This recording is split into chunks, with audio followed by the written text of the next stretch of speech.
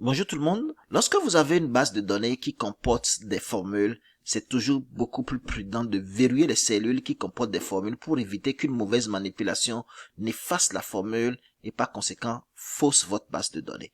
Et donc dans cette vidéo, nous allons apprendre à verrouiller les cellules qui comportent des formules. On commence. Alors sachez que par défaut, toutes les cellules d'une feuille Excel sont verrouillées par défaut. Et donc pour prendre en compte spécifiquement des formules, on va sélectionner l'ensemble de la feuille. On fait clic droit en s'assurant que la sélection est toujours maintenue. On vient dans format de cellule et dans format de cellule, on choisit protection et on décoche verrouiller. Là, on vient de déverrouiller toutes les cellules.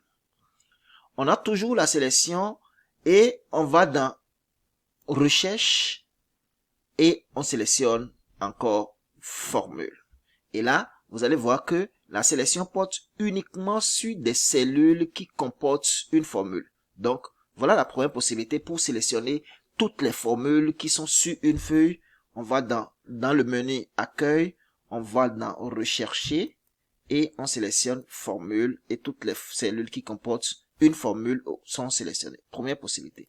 Deuxième possibilité, je peux faire la combinaison de la touche CTRL et de la touche T. Donc j'appuie simultanément sur CTRL et T. Sur la boîte de dialogue qui apparaît, je sélectionne cellule et puis je sélectionne formule et je fais OK. Et là également, vous voyez que toutes les cellules qui comportent une formule sont sélectionnées. Alors moi, je vous recommande d'aller vite en sélectionnant recherche et formule. Une fois que c'est sélectionné, je fais clic droit en m'assurant que la sélection est toujours maintenue. Je fais un clic droit et je reviens dans format. Puisque j'avais déverrouillé toutes les cellules, je vais verrouiller uniquement les cellules qui sont sélectionnées et j'appuie sur OK. Mais ma feuille n'est pas encore protégée. La preuve, si je fais comme ça, vous voyez, la valeur s'efface. Donc, je viens maintenant dans le ruban et je sélectionne révision et je fais protéger la feuille. Protéger la feuille.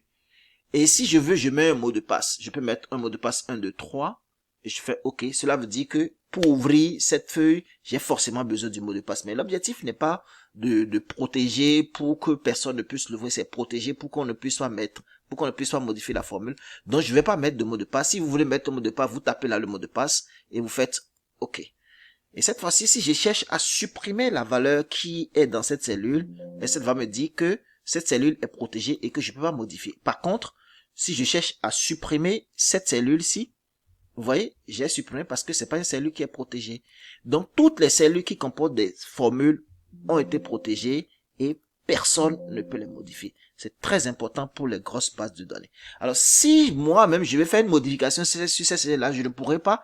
Il va falloir que je reparte dans le menu accueil, dans la protection, et je fais ôter la protection. Et lorsque je clique sur ôter la protection, vous voyez, si je viens ici maintenant, je fais comme ça, je peux effacer parce que ma feuille n'est plus protégée. Donc, si je veux faire des modifications, j'ôte la protection, je fais la modification. Une fois que j'ai fini de faire ma modification, je reviens et je clique sur protéger la feuille. Je remets le mot de passe si j'ai un mot de passe et je clique sur OK. Voilà, ce sera tout pour la vidéo d'aujourd'hui. C'était moi, Eric Messan. À bientôt pour une nouvelle vidéo. Bye bye.